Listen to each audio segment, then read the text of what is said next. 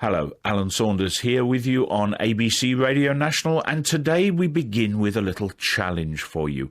Can you name the philosopher who said that a casual stroll through the lunatic asylum shows that faith does not prove anything?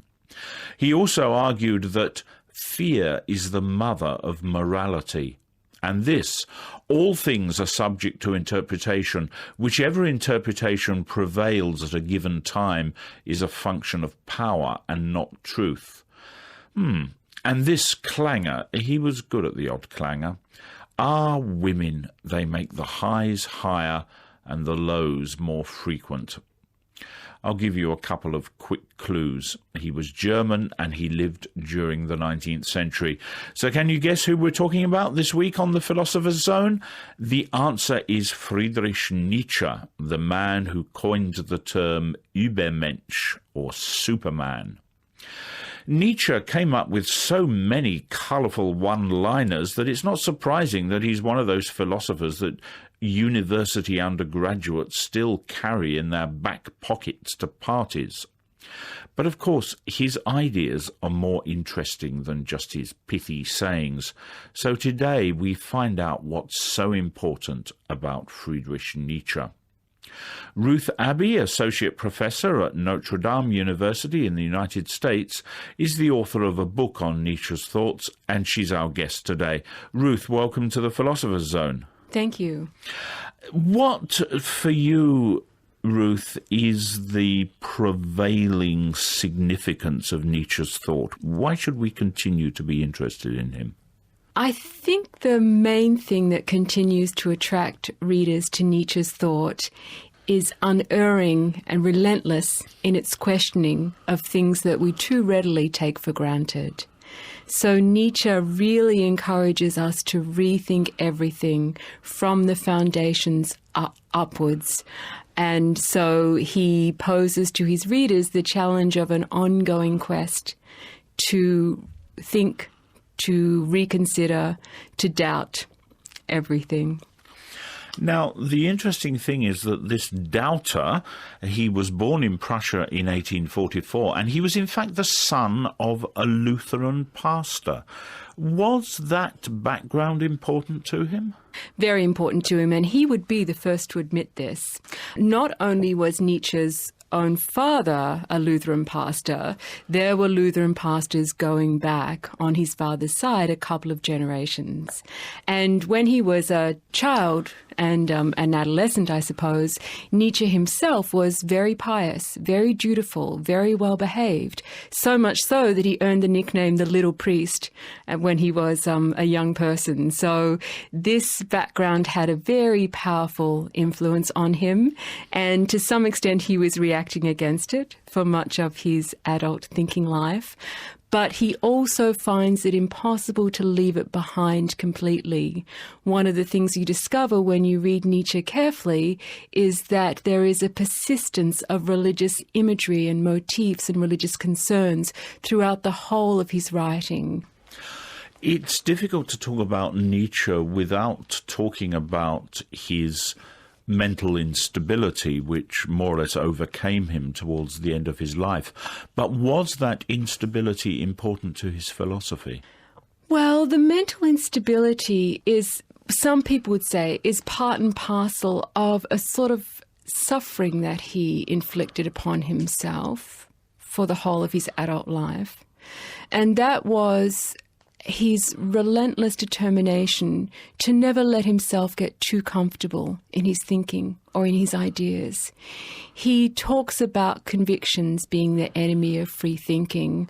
He talks about the need for the free spirit, which is a figure that he creates and admires very much, needing always to tear himself, perhaps herself, away from the things that they believe and to try on new ideas, to experiment with new attitudes, new possibilities. And it seems to me that someone who puts themselves through that sort of very rigorous and relentless intellectual discipline, intellectual hardship, is creating, by design, a sort of mental instability for themselves. And it's possible that by the end of his life, it just all became too much for him. Of course, there were physiological bases for the illness that eventually caused him to collapse 10 years before his death, and which finally caused his death. So I'm not saying that it was just his ideas that drove him mad, but you can see that it would have been very hard to live with the sort of mental habits that someone like Nietzsche had, constantly punishing himself, constantly challenging and doubting and questioning himself. Well, let's look at some of his key concepts. One of the key concepts is the will to power. But what does this mean? It's not simply, is it my personal desire to control other people or to control my world? Nietzsche's commentators disagree about exactly what he means with the claim the will to power. And some people think that it is a psychological disposition, that it's a craving on the part of all individuals to increase power. Whether this means power over others or power over themselves, the ability to change and remake and redesign and overcome yourself is a matter for questioning. But some people think that it does represent a psychological attitude, a psychological quest for power. There's another way of reading the will to power, which sees it as more of a metaphysical thesis for Nietzsche. He sometimes says that the world itself is will to power, and you yourself are nothing but will to power. So from this point of view, the will to power is a drive or an urge that runs through the whole of nature and runs through human beings because we are natural beings. The notion that the world is will to power, this sounds very much like Arthur Schopenhauer. Is that exactly where the idea comes from? Yes, that's where the idea comes from. Schopenhauer distinguishes between the world as will and representation, and some of Nietzsche's formulations of the idea that the world is will to power really echo that Schopenhauerian point. Nietzsche might not want to admit that because in the later stages of his life he presented himself as being very critical of Schopenhauer, but he also was in many ways indebted to Schopenhauer. So yes, for those who think that the will to power is a metaphysical postulate, it's very easy to trace that idea back to Schopenhauer. And what does this idea have to tell us about another key notion in Nietzsche's thought, which is the master and the slave morality? The master and slave morality is something that Nietzsche develops halfway through his thinking, a bit later into his career. And the idea here is, he first formulates it most clearly in a work called Beyond Good and Evil.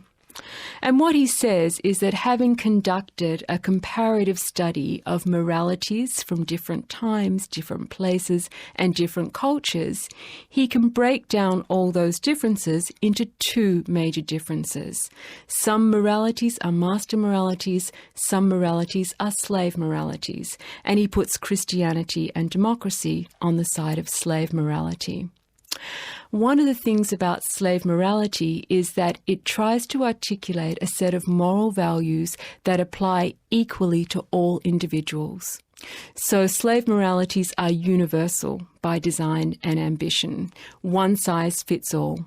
There's a common standard of value of what is good and what is evil that should apply to all individuals.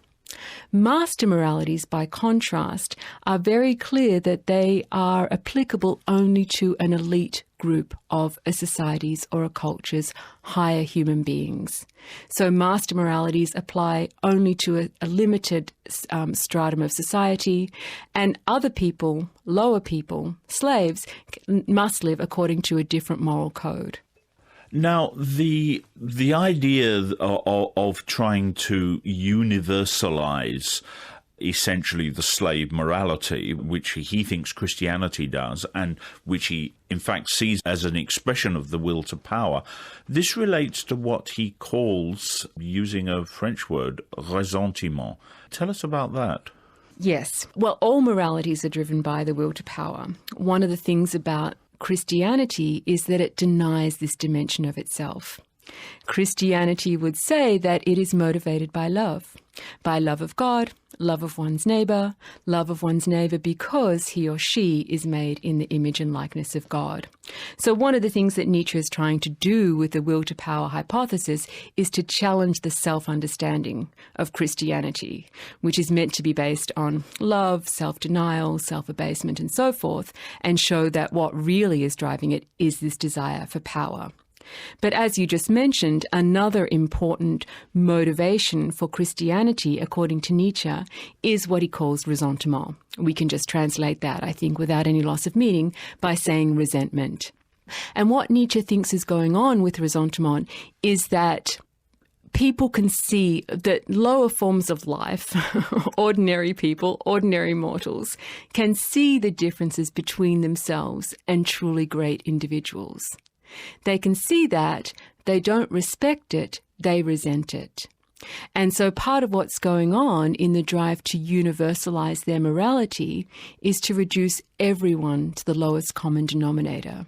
Again, people who advocate slave morality would never acknowledge that this is what they're doing.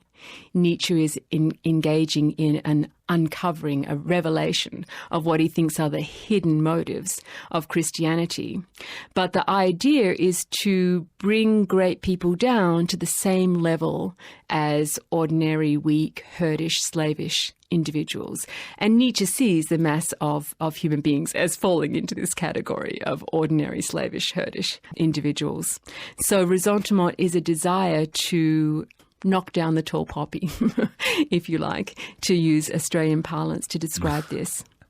So he sees ressentiment as operating in Christianity and in democracy. Does this mean he's anti-democratic?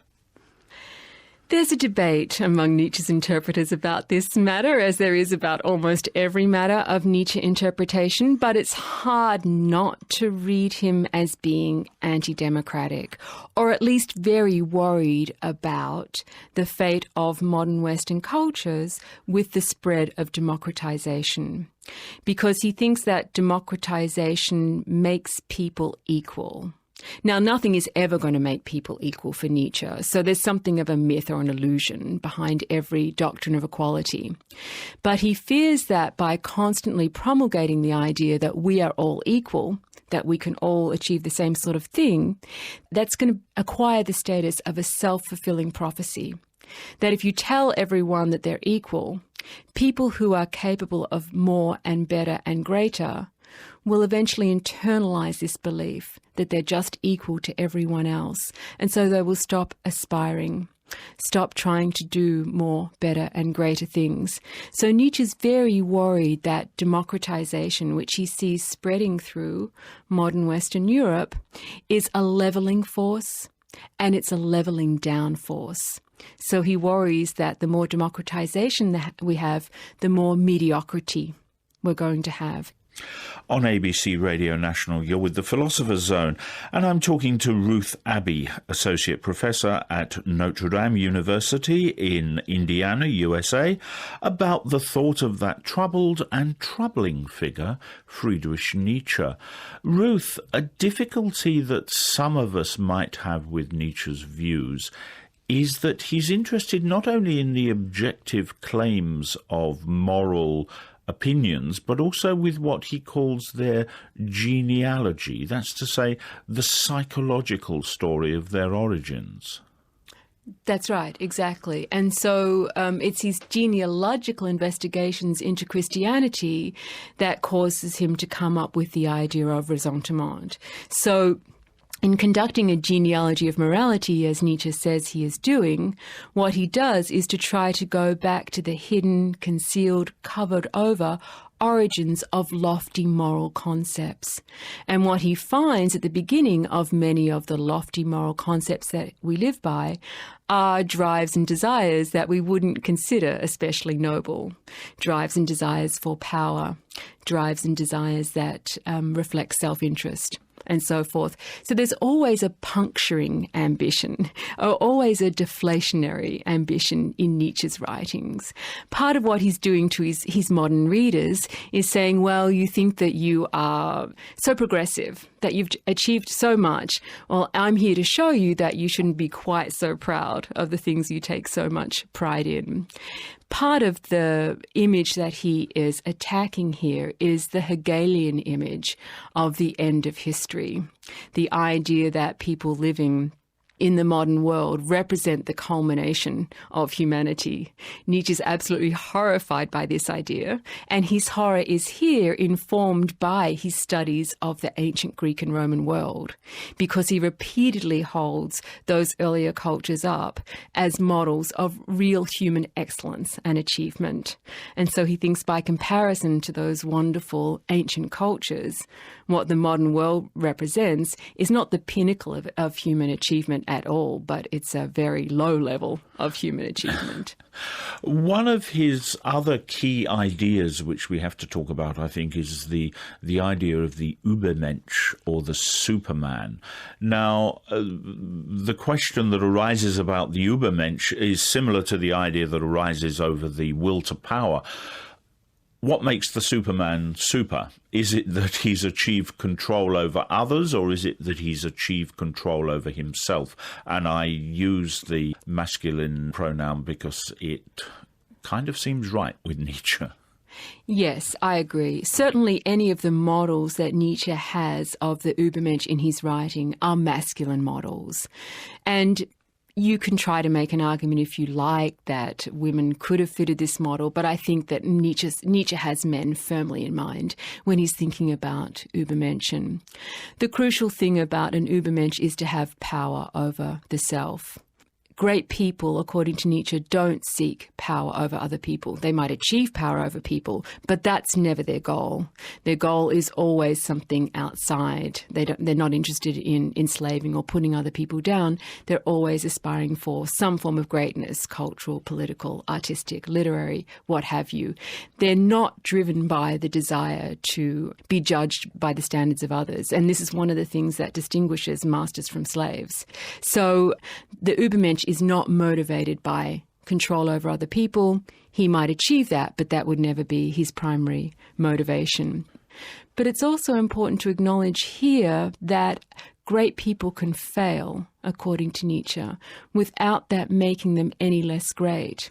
So their greatness doesn't even have to be measured by objective standards or external achievements or deeds.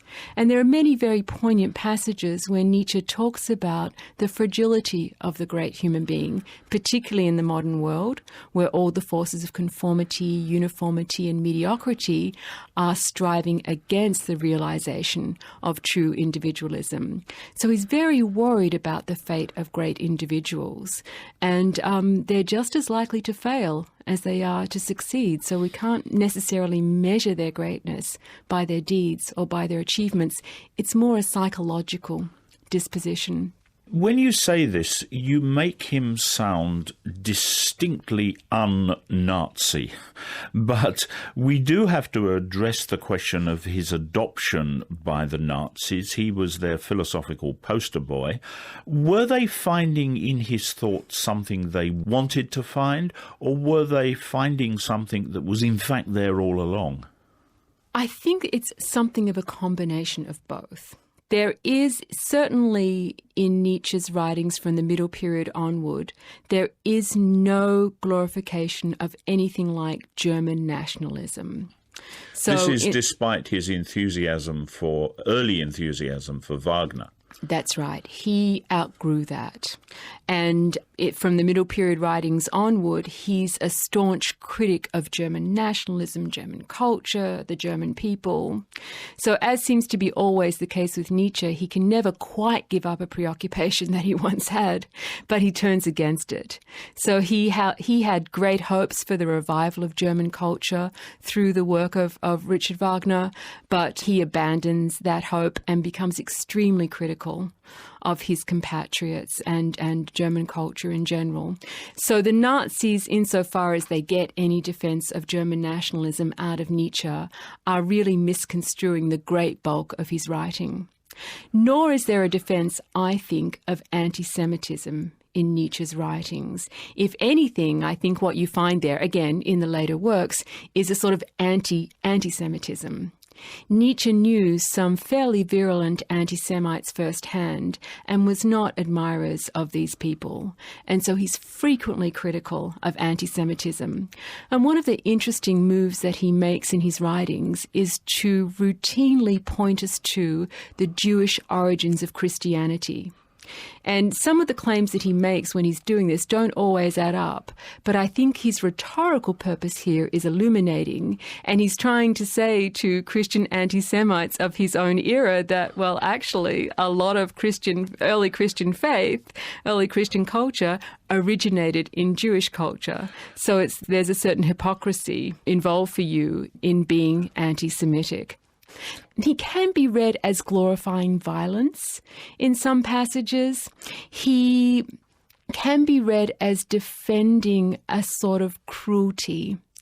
And what I mean by this is that he thinks that one of the problems with modern culture and modern civilization is that we're very scared of suffering, emotional suffering, physical suffering. What we seek always is comfort. And Nietzsche believes that the true realization of greatness is impossible without a great deal of suffering also. And so if you're afraid of suffering, you're never going to reach the pinnacles of human achievement. And suffering can sometimes involve cruelty. You need to be able to experience your own suffering. You need to be able to endure the sight of other people's suffering. So there is sometimes a rhetoric that defends suffering and violence in Nietzsche's writings, and that could have nourished Nazi sensibilities. Well, talking about suffering, it's difficult to avoid some mention of the first step of his decline into mental instability, the famous, almost mythologized episode of striking pity for a horse. Tell us about that. Well, for much of his career, Nietzsche was a great critic of the idea of pity. For some of the reasons that I've just been suggesting, he also thought that this was one of the signature concepts of Christianity, that we must constantly be receptive to the suffering of other people and always trying to alleviate their suffering. And as I just mentioned, Nietzsche thinks that suffering is part and parcel of great human achievements. So he's an implacable critic of pity. And yet there are moments in his writing where he confesses that he is extremely vulnerable to pity himself. So part of what he's doing in these attacks on the morality of pity, only part of it, but an important part of it, is trying to persuade himself not to feel for the suffering of other human beings. In this case, not to feel for the suffering of other animals. It's part and parcel of the process of what he would call self-overcoming. In order to engage in self-overcoming, you need to have a realistic sense of who you are, what your motivations are, what sort of person you are, and you need to try to overcome the things that you think will make you weak. And Nietzsche fears that excessive sensibility for the suffering of other people is going to make you weak. And the story is that before they led him away, he'd thrown his arms around a coach horse that was being whipped by its driver. That's right, in the streets of Turin. This was, as you were saying, it's the episode that really announced to his friends that he was in a complete state of mental decline. And for 10 years after that episode, he was non-compass for a lot of the time, faded in and out of lucidity, recognised but sometimes didn't recognise his family members and the people caring for him. So it really was, if not the beginning of the end, the middle of the end at this stage. It's a sad, though in a way also slightly warming note to end on. Ruth Abbey, thank you very much indeed for joining us today. Thank you.